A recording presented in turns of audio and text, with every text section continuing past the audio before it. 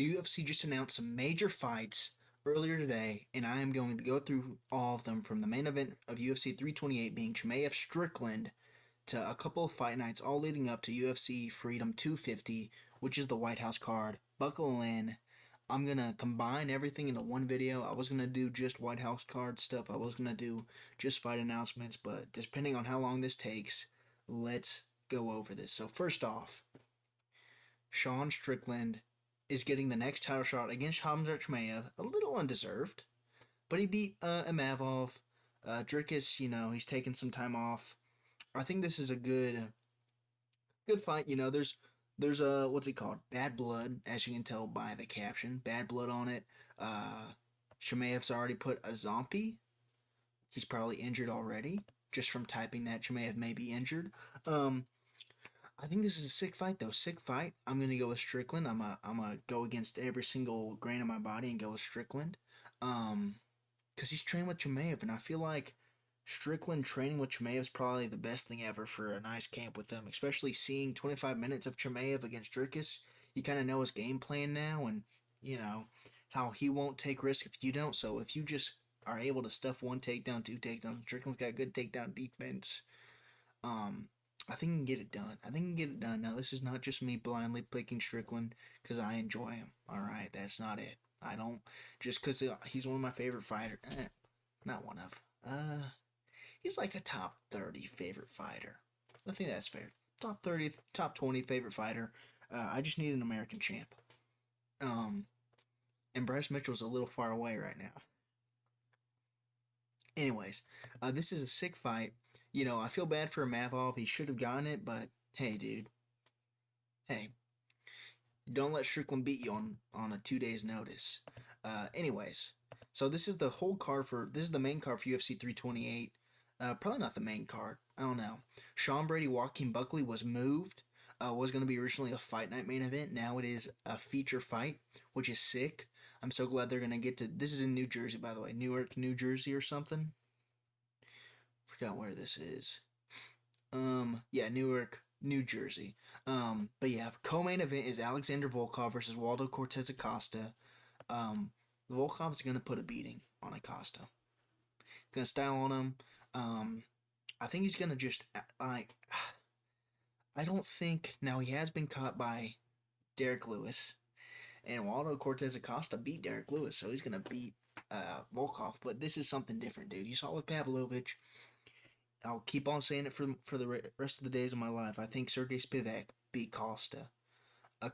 So I think he'll get this done. Volkov will probably, school him on the feet, 30-27. Probably not a finish, he may play it a little safe because Waldo's got some power. But yeah, I'll probably go with Volkov. Next up, Sean Brady, Joaquin Buckley. Now this is a proving ground for both. This is Sean Brady trying to prove that he can go against power punchers and stuff and still, win. He won't shell up like he did against Michael Morales. He'll fight through some power punches and get them down, or maybe do better on the feet this time and get some more respect.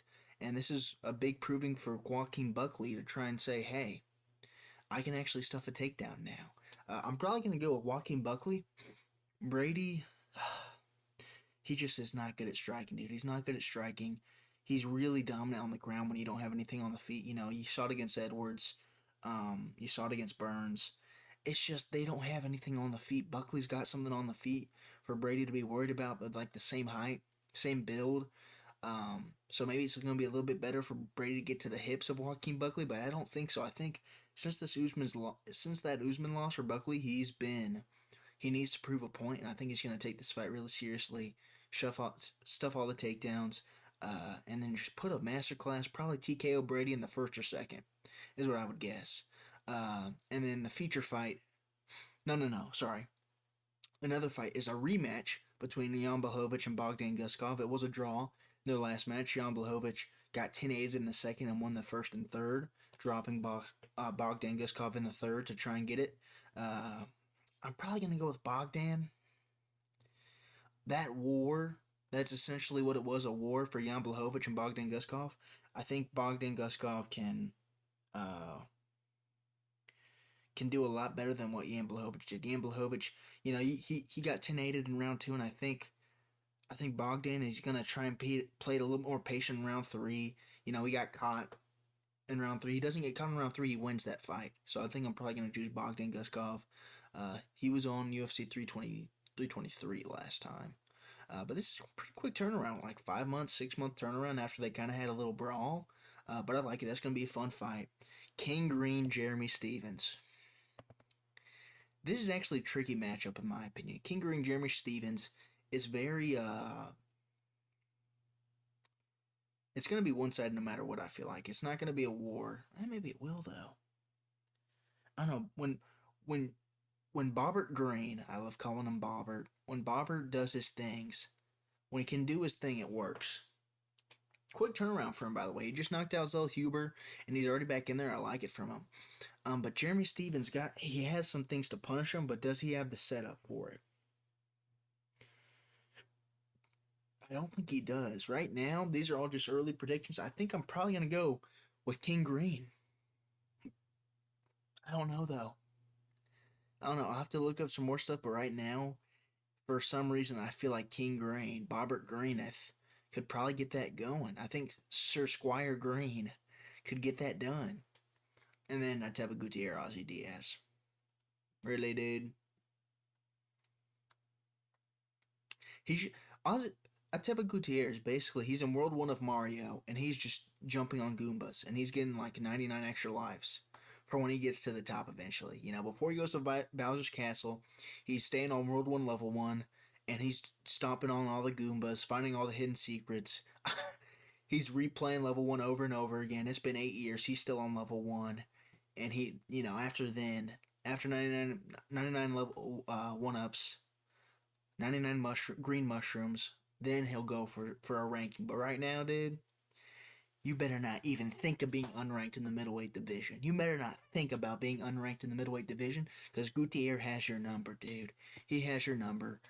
Sick fight so far. Not the most stacked card compared to 327, but I feel like you change these two. I feel like this is going to be the feature fight of the prelims. Like, that's a really good feature fight of the prelims.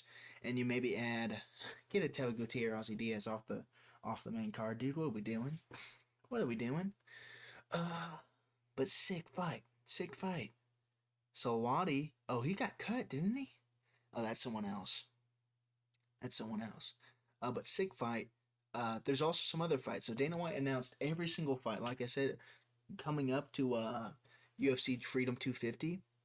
And here's some main events for fight night. So first off, we have Strickland, or we already had Strickland Chimaev. Sterling Zalal. Sterling Zalal. This is gonna be a sick fight. Zalal has been doing his thing. His 5-fight win streak. Just submitted Josh Emmett with ease. Round 1, submitted him within I think under 2 minutes or something crazy. No one makes short work of him, not Lerone Murphy. But he doesn't have that same submission game. But Sterling Zalal's a really fun matchup. I think this is a good test for Sterling because, you could give Sterling a year who'd be good legacy wise.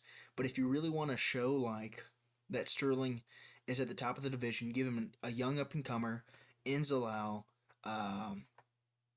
where he can I think he may show levels, dude. Zalal's not too much on the striking, and I don't think he's gonna out scramble and be too quick for Sterling. Sterling's a former bantamweight. I think he's got this in the bag. I could see him just doing a dominant decision, or maybe he TKOs him up in the third. Sterling has decent striking. And Zalal, after the Cater fight, where Cater could have, if he put some mustard on his shots, he probably could have done something. It would have been a closer fight. I think Zalal lost a round to Calvin Cater, which is kind of embarrassing, if I'm remembering correctly. I'd probably go with Aljamain Sterling by decision, just to be safe, but I could see late rounds TKO from Aljamain Sterling. This is good for him, I think. He wins this, he's up there in the talks for a title shot. He wins this. He gets the next title shot because the winner of Movsar Evloev's getting the title shot. So he'll get the one after Movsar Evloev. The winner of Volk, Movsar Evloev. You know what I'm saying? High level chess, MMA chess match, baby. I think it's going to be kind of like Evloev, Sterling. Not as much grappling, though. I think there's going to be a lot of Sterling was inviting the grappling a little too much, I feel like, in that fight. He wanted to out-grapple Evloev, and then he ended up losing because he was focusing on only grappling while Evloev was getting, working shots in, stuff like that. I think Sterling's going to put on a clinic, though. Zalal's good, but I don't think he's so good. I don't think he can beat Sterling. I think Sterling's really good. And now, UFC Perth was announced. Protest JDM. You know what? Let me pull that up. Where was that? That was like Moicano Duncan was announced. I'll probably go with Moicano. Duncan got submitted by Memo Torres. Where is Protest? It was during some fight. Crud, this is very embarrassing. Should I cut at this point? Maybe. Should I cut? Maybe. Am I going to cut and, make this less awkward? No. Man, there we go. Hey, like nothing happened. JDM versus Carlos Protest. I don't know if I went over this in a video, but this is the Perth main event. And guess what, dude? Co-main is Quillen Salkilled versus Dariush. They found another minority. They found basically the only minority, Iranian, in the top 15 to give to Salkilled. So he's guaranteed to win. He's guaranteed to win now. It was going to be Dariush Manuel Torres on the UFC 327, so we lost that fight completely. Instead, we get the co-main of UFC Perth to be Beneil Dariush versus Quillen Salkilled, which is a sick fight. I'm gonna say heads up, Quillen Salkilled round 1 KO is kind of on a silver platter. And even if it doesn't, let's say that one time maybe BSD ate a can of spinach Popeye style and had so much strength that he was able to, destroy the iron chin of Beneil Dariush in round 1, and that any other day, Beneil Dariush isn't going down without a fight. But if that isn't true, or if that is true somehow, and Dariush has a chin and can survive round 1, I think Salkilled can get this done either way. He was dropped by Moicano. I think Moicano so lethargic in rounds 2 and 3. I don't know. Maybe he had like an adrenaline dump, like he thought he won round 1. Even then, he shouldn't have an adrenaline dump where you suck in round 2 and 3. I think Quillen Salkilled has really good grappling. Dariush has good scrambles, but I think at this point in his age, I think Salkilled can maybe out scramble him. If not out scramble him, then at least keep up with him. And I think Quillen Salkilled's going to be a little bit quicker to stuff takedowns and, not Dariush throw a body kick, his classic body kick of doom. Took it from Mearshart. Took that move from Mearshart. I think he can get it done. I think he can get it done by decision too if, like I said, he doesn't instantly KO him in round 1. So I'm going to go with Salkilled round 1 KO. But, I'd even trust him over a decision. Also announced a UFC Fight Night main event. Headlining Vegas 117 is Arnold Allen versus Miguel Costa. Dude, do I pick Arnold Allen? Again, I picked Arnold Allen to beat Gene Silva. He almost got it done, kind of gassed out and stopped doing simple stuff in round 2 and 3, and that's how he lost it. His low kicks. He started doing dumb stuff. If he kept on low kicking, he would have beaten Gene Silva. I'm just letting you know. Anyways, do I pick Arnold Allen or do I pick the rising star Miguel Costa who took out Dan Ige like it was nothing? I think I may just have to pick Miguel Costa at this point. He's got his striking's leveled up. You can't have a head kick KO over Morgan Sherrier and then a spinning back kick KO over Dan Ige and not say that this guy's striking is improved and it's on the next level compared to what it used to be. I do worry though because Arnold Allen is a tough guy. He's tough. He's not Dan Ige tough where he's like, I'm in there. He's like Dan Ige tough and then he'll also fight back. Dan Ige's tough where he'll kind of be a punching bag maybe and he'll make it close. He'll win around because he's explosive and he'll throw some bombs and maybe catch you on accident. Arnold Allen though, he's smart. He stays in there well. I'm going to probably choose Miguel Costa to win. I think this is another decision. I think if Gene Silva couldn't find the a way to knock out Allen, I don't think Miguel Costa will. And I do think his grappling will help. Even though Arnold Allen has good anti-grappling, I'm gonna have to go with Costa. Just for now. I could switch to Allen last minute of the day of me making that predictions video, just to have fun and choose everything else. But I'm gonna have to go with Mikozo Costa for now. For now, that may change though. Also, for Macau, Fight Night Macau, we have Song Yudong versus Davison Figueiredo. Um, Awful fight. I don't know. This is a setup. They set up Song Yudong to finally get a highlight reel KO, in my opinion. Now, could Figueiredo outgrapple and, kind of make it a little bit of tough work for Song Yudong? Definitely. But I think at this point in Figueiredo's career, well, that means they're giving Raul Rosas Jr.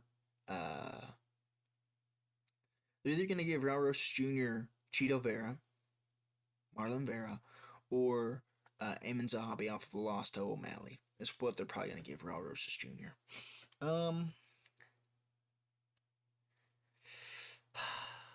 I don't know. I think they're kind of trying to set up Song Yudong to get a highlight reel KO. Am I wrong? I thought that's what they're trying to do.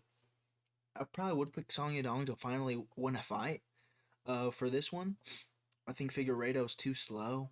He doesn't really do anything anymore. I think Song Yudong pushes a good pace, and he's got decent enough grappling where I think Figueiredo won't be able to ragdoll him or anything.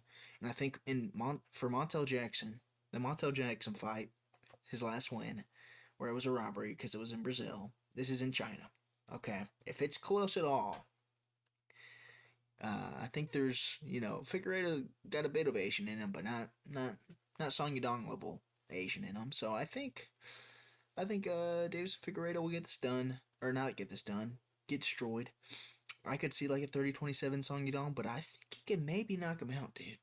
I don't know. The last time Figueiredo's gotten hit clean though was like in the Yan fight. That's the last time I can really think of a time when Davison Figueiredo was hit like clean. Umar never hit him clean. He didn't even really hit him, dude. It was just a grappling match. Montel Jackson didn't hit him clean, but it was a close fight. But that's because Figueiredo makes things close by not doing anything and staying on the back foot. Think Song Yudong chop low, aim high at some point, knock him out maybe in the third. So either decision or knockout for Song Yudong to finally win a match. But co-main is Zhang Minyang, Alonzo Minifield. I'm gonna choose the Roblox, Mr. Roblox himself, Mr. Blockhead himself. I mean, look at that, dude. There's almost no chin. That's almost just straight head to jaw. Like he doesn't almost have, like it's kind of. He reminds me of like he looks like he's been drawn. Zhang Minyang looks like someone drew his head, like his head shape, like someone tried to draw a head, and that's what they came up with. Isn't that crazy, dude? That's crazy. Anyways, I'll probably choose Zhang Minyang to win because Alonzo Minifield sucks. Guy just got knocked out by Volkan Ozdemir. I don't think he'll knock him out. I think he'll probably get a decision over Alonzo Minifield. I think it may be rough for a little bit because Minifield is powerful, and he stopped, was it like Umar Sy or somebody in their tracks?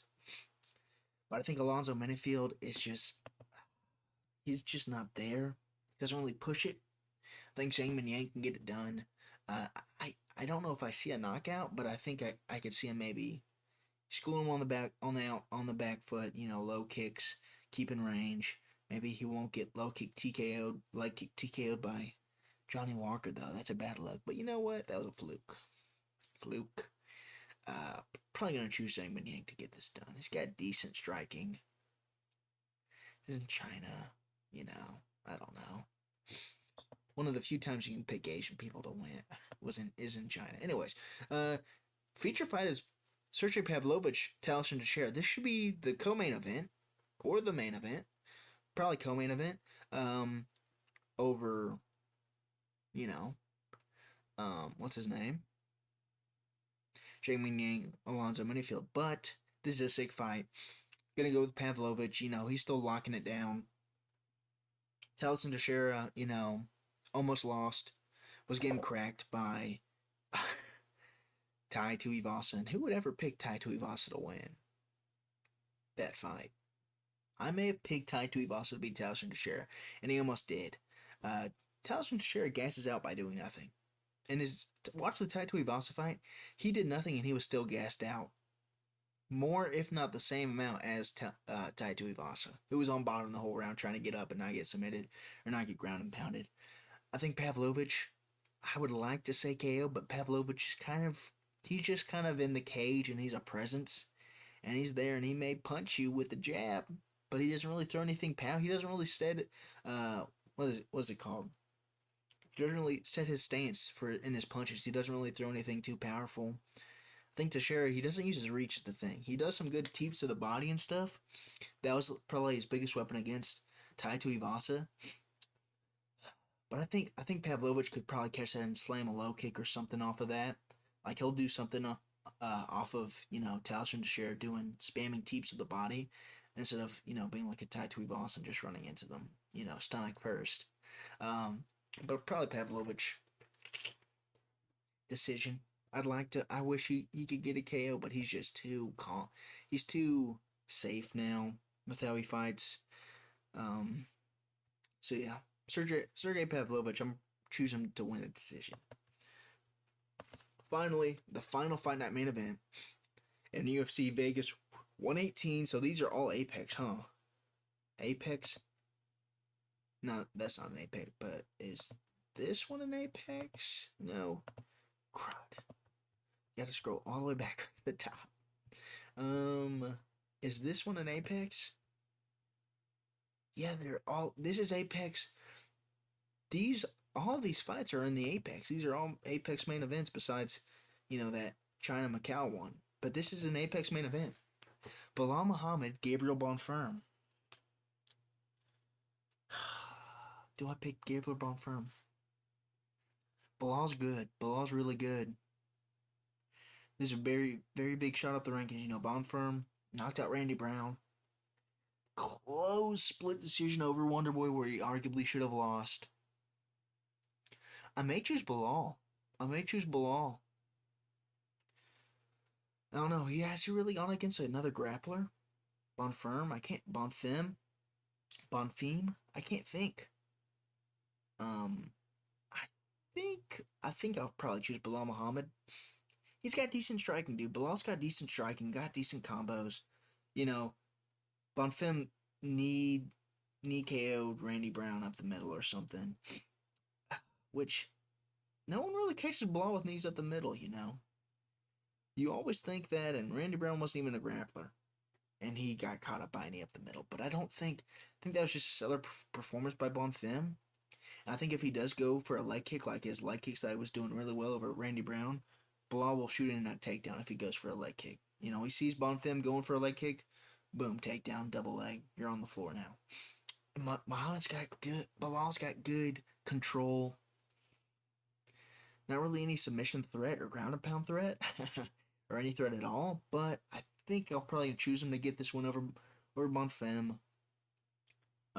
It's just too high of a gap. Belal used to be former champion, and now this may be the truest form of the welterweight champ falling off. This may be that truest form, but I don't think so. I think Belal will get this done. I think, JDM processes first before,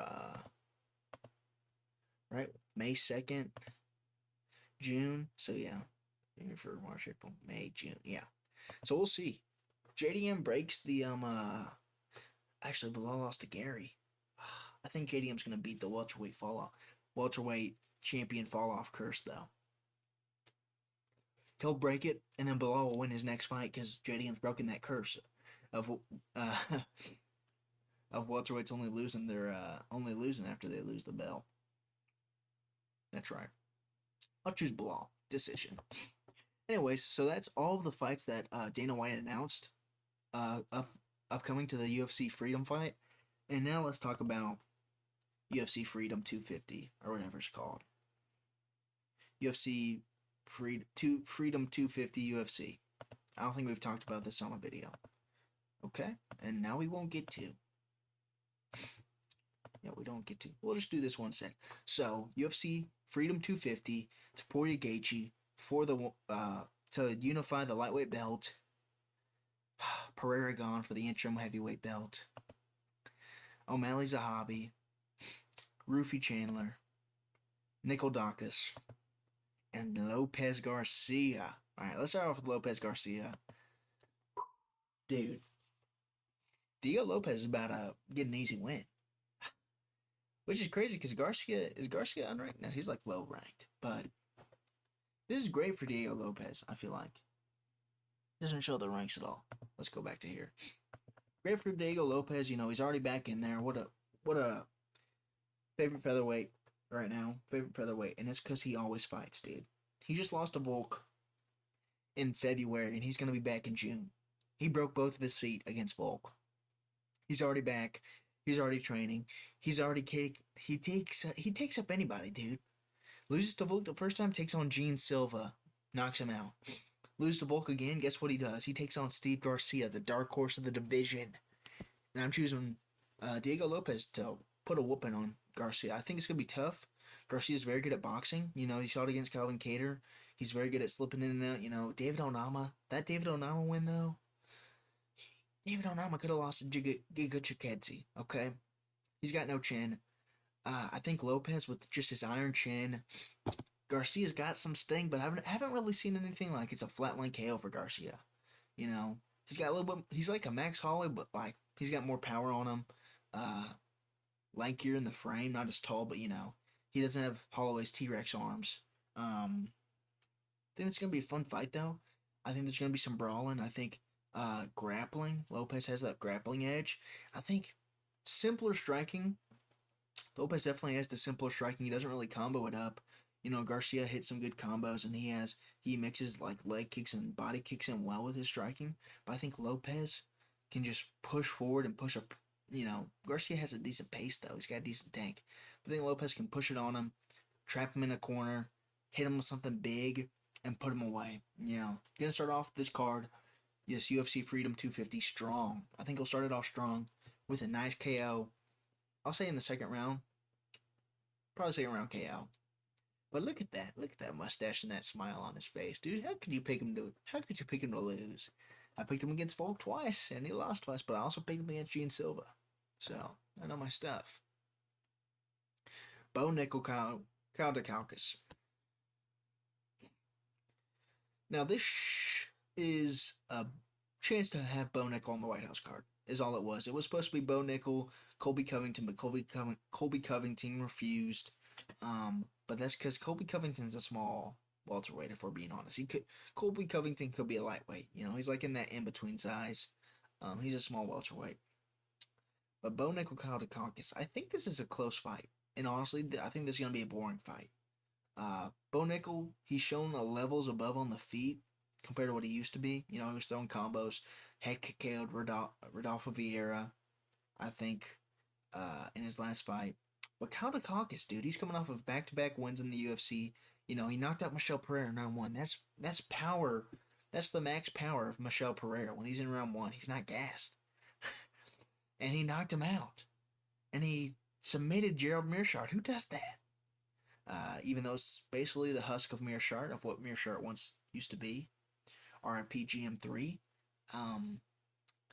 But DeCalcus is good, dude. Kyle DeCalcus is very good. Got good, front submissions, the Darce Knight, Anaconda choke, stuff like that.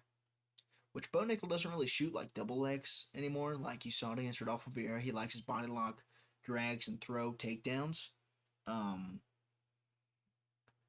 Besides like his, little sneaky overhand, grab the leg and pick it up or whatever he does. That worked once, and he spams it now. Like fakes the overhand and then grabs the leg and trips out the leg, I think is what it is. I'm probably going to choose Bo Nickel. but I think Kyle DeCalcus has a better chance than what I'm seeing people. I'm seeing people say like this is a Bo Nickel easy win. This is gonna be tough for Bo Nickel. I think it's gonna be like a boring decision. I don't know. Maybe Bo Nickel's just levels above DeCalcus on the feet and on the ground. And Bo Nickel's really been training hard, and I do think with him being a young prospect, he got that big win over Vieira. A lot of money, which I don't think money's a big problem for Bo Nickel, but it definitely helps him improve. I'll probably pick him to win a decision. Lackluster decision. I can see this going like the Paul Craig fight, where he's just kind of outrange body kicking him. And maybe throwing a 1-2. That's how I could see this happening. But yeah, that's what I think Bo Nickel could do. That's what I think is going to happen. That's what I think it's going to look like. Bo Nickel decision is what I have right now. Next up, Rufy Chandler. And I will say, this is the type of fight where Chandler somehow gets a fluke win. Like how we got that Dan Hooker KO and that Ferguson KO. This is somehow the fight where Chandler still somehow gets the win. I'm not saying he will. I think Rufy will highlight real KO in the first. Because Chandler's just so hittable. Like he gets even in that Tony Ferguson fight, before he put him away in round 1, he was in trouble. I think he hurt him bad in the first. I think Ferguson hurt Chandler bad in the first, or he hit him with something. But Rufy, he's gonna do something crazy. I don't think it's gonna be like a spinning. I think maybe is he gonna do what Pimlet did and just hit him with another flying knee? I could honestly see Chandler getting hit back to back with flying knees in fights. I could see actually Rufy flying knees Chandler, kind of lets him go about. Maybe if Chandler shoots in, he'll finish it. But if he flying knees Chandler and Chandler does this thing where he tries to run away, then he'll do like a crazy kick, like maybe like a spinning back kick to the body, and Chandler tries to duck down into it and gets like Dan Ige against Costa, or something like that, where he tries to do something flashy. Or maybe he'll just use his right hand, his sniper hand, and snipe Chandler as he's ducking and dodging in. Or maybe he'll do like his check hook, his check lead hook that he did against, who's that fat Mexican guy he fought? James Alontop? Oh, dude. I don't know if his first name was James, but I know it's Alontop. Sounds like a Pokemon. That's crazy that I pulled that out of the bag. Where like he did like that look away exit hook. He could do something like that against Chandler. Chandler likes a lot of lateral movement in his head movement. But this is a highlight reel hilarious flatline KO on Chandler. I think the UFC did this because this. I could see Rufy just getting caught with like a nasty overhand and getting put away. He has no chin. Chandler just hits one overhand and he's just done. But I think Rufy. I need to rewatch fight. I need to rewatch the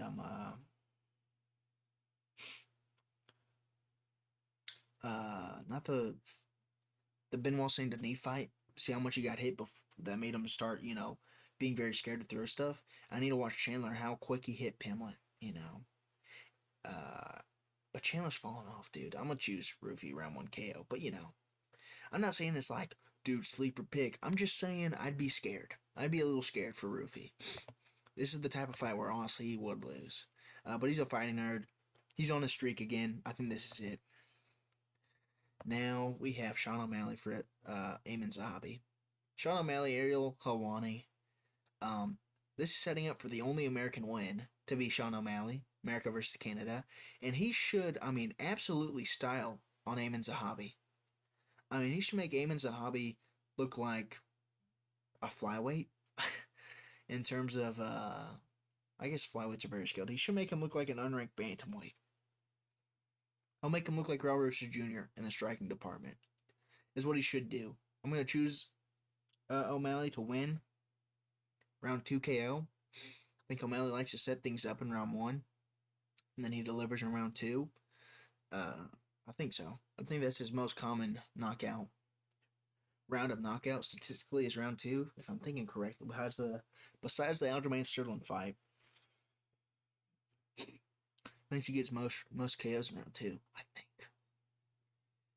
But yeah, I think this is gonna be a performance that puts O'Malley with some big spotlights. It's the big UFC Freedom 250 fight. And I don't think this is some pressure, but I think the first Aljamain Sterling fight, not the first because there was no rematch, but the Aljamain Sterling fight, I feel like it's a lot more pressure than O'Malley. Was a lot more pressure on O'Malley than this because that's for the belt. I think this is to get to the belt, get a possible rematch against Peter Yan. I think he's gonna style on Amin Zahabi. He made it close to Cheeto Vera. That's all I gotta say. Amin Zahabi, I don't see him posing a threat anywhere. He didn't beat Cheeto Vera via grappling. He just kind of minorly outstruck him, if I remember correctly. Which I thought he lost. I'm pretty sure I may have scored it for Cheeto. Maybe I suck at scoring. But it was awful. He almost lost to Cheeto Vera, dude. I feel like that's enough.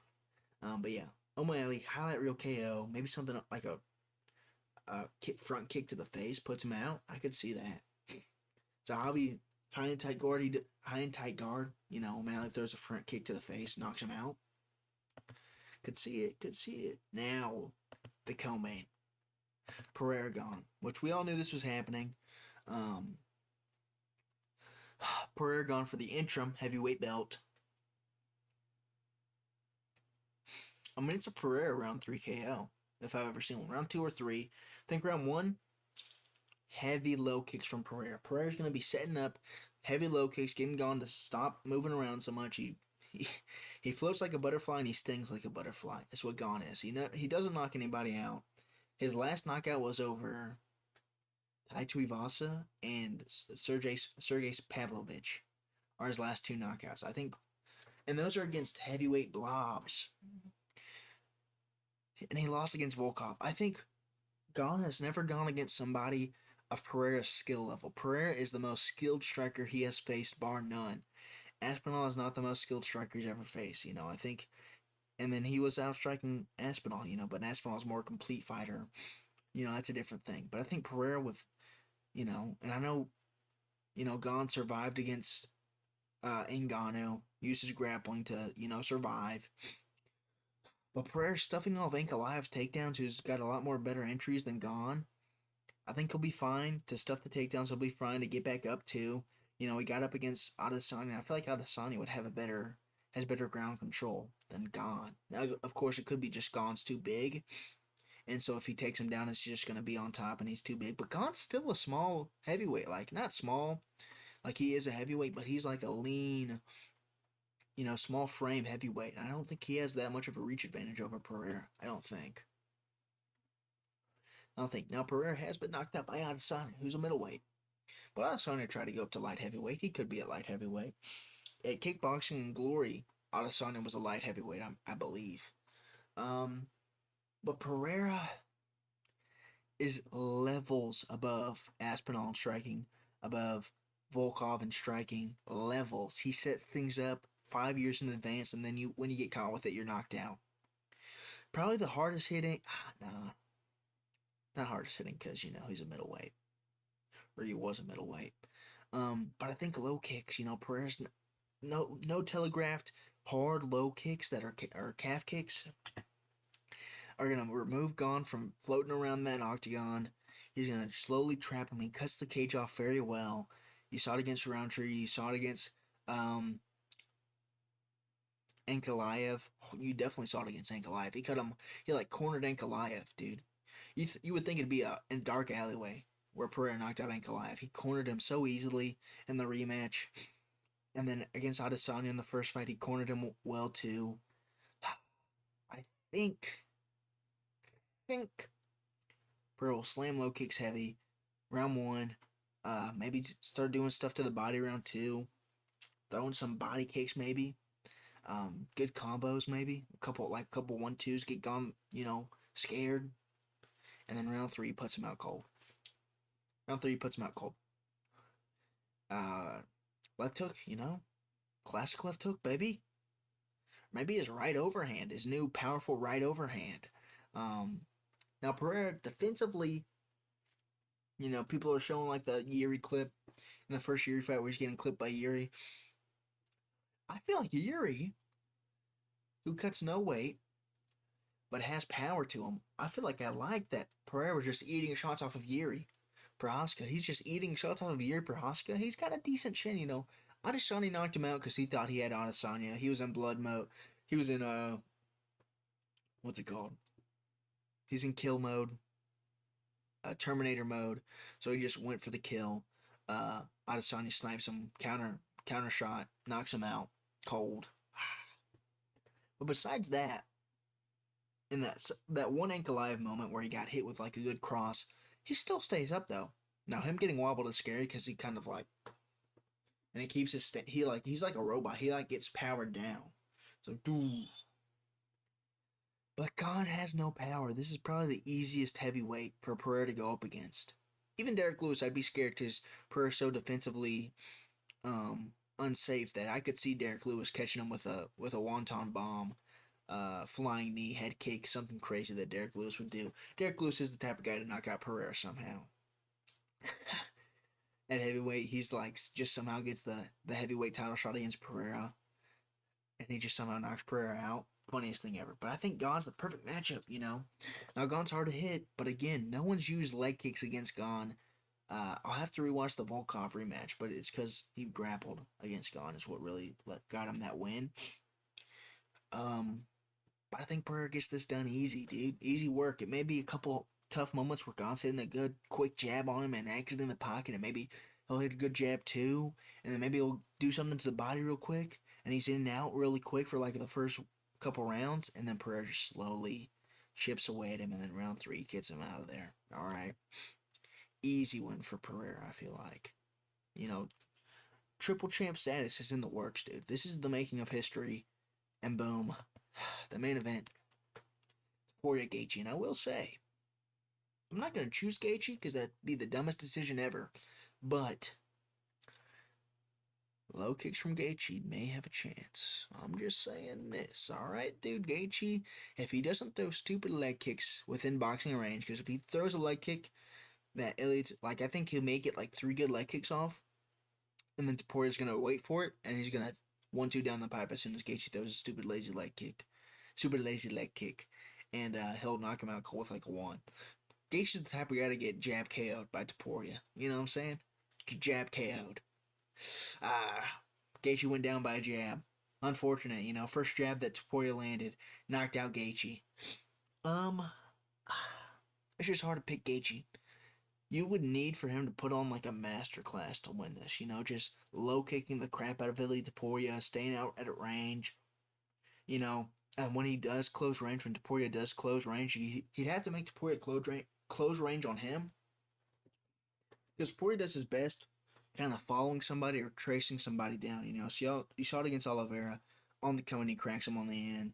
Volkanovski trying to leave the pocket after changing with him, clips him over the top. Holloway, he traps him in, counter strikes with him, and then puts him away. I think if Gaethje can make Topuria come to him, clinch up, heavy uppercuts, I think to the body too. You saw it against Holloway.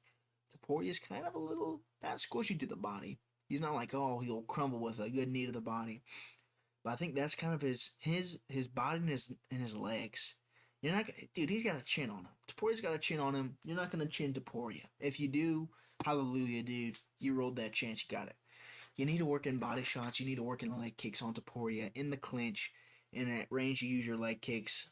And you gotta play it slow with Topuria. You gotta play it slow. Holloway was doing really good. What's it called? Oblique kicks to his lead leg. Holloway had a chance. But Topuria, leg kicks, clinch work, good body work. I don't know how good Topuria is in the clinch, I feel like. You know, he'll use that to wrestle, but I don't know how he is at like dirty boxing and stuff like that. Maybe I'm an idiot. And he's shown signs of that. Again, this is not me picking Gaethje to win. I'm picking Topuria to win by a first round knockout. But if Gaethje were to win, that's the way I see how he would win. You utilize your leg kicks, you utilize your nasty clinch work, uppercuts, hooks in the clinch to the body. You know, you mix in a couple to the head just to keep him guessing. But that's how I would see Gaethje winning if he wants a chance at winning. Justin Gaethje, I know you're watching this, dude. Just do what I said, dude. Just do what I say. You know, you must have listened to my last prediction video because I was predicting that Paddy Pimblett would beat you. by you throwing your lazy leg kicks, and then you stop throwing your leg kicks just for that fight. I should have known. He has a really good coach, so they would have saw that. And I should have known that Pimlet doesn't shoot any takedowns, so it would have been, a stand-up fight. Anyways, but I think Gaethje getting, 5 rounds with Pimlet, and he's getting cracked by Pimlet sometimes. Gaethje may get a couple free eye pokes, though, is the thing. This is the American White House card. Gaethje gets 2 free eye pokes and 2 free nut shots, is what I've heard they've agreed on. But yeah, it's Ilya Topuria round 1 KO. So yeah, these are all the fights leading up to UFC Freedom 250. From fight nights, from Sterling Zalal fight night to a Alan Costa fight night to the Perth fight night to the Macau fight night to the UFC 328 being Strickland Chimaev sick fight all the way up to Ilya Topuria versus Justin Gaethje and Alex Pereira versus Cyril Gahn. We got some sick fights coming up, dude. I'm so happy. We just have to suffer through Vallejos Emmett, which is a pretty awful card. I'll make my picks tomorrow. I have some family over, so Dim Beam, I will not be. I'll tell you this in the prediction video in case you don't watch this, but I will not be streaming that fight night either. I'll be back for Pyfer Adesanya. Is the plan, but I got some family over, so I'm gonna watch it with them. But yeah, hope you all enjoyed. Don't be funny. Make some money, buy the numbers, like, subscribe, all that stuff. See you later.